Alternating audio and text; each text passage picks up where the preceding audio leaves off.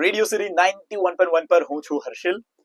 City બજારમાં તમારું સ્વાગત છે. આપણે કાયમ માટે એવા બ્રાન્ડ ઓનર્સ, એવા બિઝનેસ ઓનર્સ, આપણા લોકલ બિઝનેસ ઓનર્સ જોડે વાત કરતા હોઈએ છીએ જેમણે over the period of last 5 to 10, 15, 20 યર્સમાં ખાસો ગ્રોથ કર્યો હોય, પ્લસ સામે સોસાયટીને અને આપણા ગુજરાતના ઇન્ફ્રાસ્ટ્રક્ચરમાં કાં તો સોસાયટીને એક હેલ્પ કરી હોય ગ્રો કરવામાં, અને જેમના કારણે ઘણા બધા લોકોના ધંધા રોજગાર ફૂલ્યા ફાલ્યા હોય કાં તો રોજગારી મળી હોય.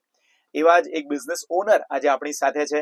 આપણા ગુજરાતના કૃપાલ ગ્રુપના સીઈઓ હેમાંગભાઈ પરીખ આપણી સાથે છે. Hemangbhai, welcome to Radio City, welcome to our studio.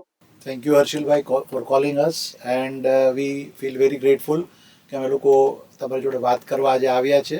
મને તમારી જેમ વાત કરતા નહીં આવડે, પણ પ્રયત્ન કરશું અને આખા અમદાવાદના મિત્રોને પ્લસ ગુજરાતના જે ભાગોમાં પણ રેડિયો સિટી સંભળાતું હોય એ બધાને થેન્ક યુ વેરી મચ અને જય સ્વામિનારાયણ. જય સ્વામિનારાયણ. હું પણ એવું કહીશું કે મને તમારી જેમ બિલ્ડિંગ બનાવતા કે ઇન્ફ્રાસ્ટ્રક્ચર ઊભું કરતા નહીં આવડે.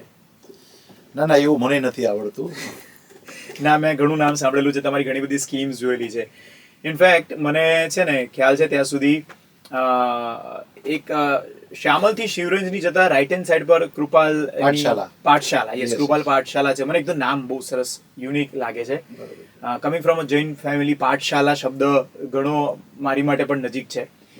અને મેં સાંભળ્યું છે કે કૃપાલ પાઠશાલા જે કમર્શિયલ બિલ્ડિંગ છે એમાં તમે અમુક ફેસિલિટીઝ એવી આપી છે જે નોર્મલ કમર્શિયલ ઓફિસમાં નથી જોઈ અમદાવાદે. કે ઘણા બધા બિલ્ડર્સની ઘણી બધી કમર્શિયલ પ્રોપર્ટીઝ છે, એમાં તમે કોઈ દિવસ એરપોર્ટ ઉપર ફીડિંગ રૂમ જોયો હોય, પણ એ આપણા ત્યાં કમર્શિયલ પ્રોપર્ટીમાં કોઈએ નહીં જોયો હોય, જે આઈ ગેસ તમારા ત્યાં છે, હું મિસ્ટેક ના કરતો. બિલકુલ છે, રાઈટ. અને મેં ઘણી બધી એમ્યુનિટીઝ જે જોઈ છે જે આપણે ફ્લેટ્સમાં હોય, રહેતા હોઈએ ત્યાં તો એમ્યુનિટીઝ હોય, પણ કમર્શિયલ પ્રોપર્ટીમાં ઓફિસના બિલ્ડિંગમાં પણ એવી એમ્યુનિટીઝ હોય એવું મેં સાંભળ્યું છે. આઈ ગેસ આ જ સ્કીમમાં એવું છે. અમારું કેવું હતું કે પહેલા અમે લોકો જોબ કરતા, પછી ધંધો કરતા, એટલે આપણું ધંધાની જગ્યા પર બહુ સમય જતો હોય, એટલે હંમેશા એવું ટાર્ગેટ હતું કે આપણે ધંધાની જગ્યાને એવી સરસ બનાવીએ કે લોકો કામ કરવા આવે. બરાબર છે. અને વ્યસન કરતા પણ જીમથી લઈને ઇન્ડોર ગેમ્સથી લઈને બધી વસ્તુ માણે. તો અમારે શું થયું કે એ કરતા કરતા એ આજે બિલ્ડિંગ બની ગયું, બીજું આશ્રમ રોડ ઉપર હમણાં બની જશે.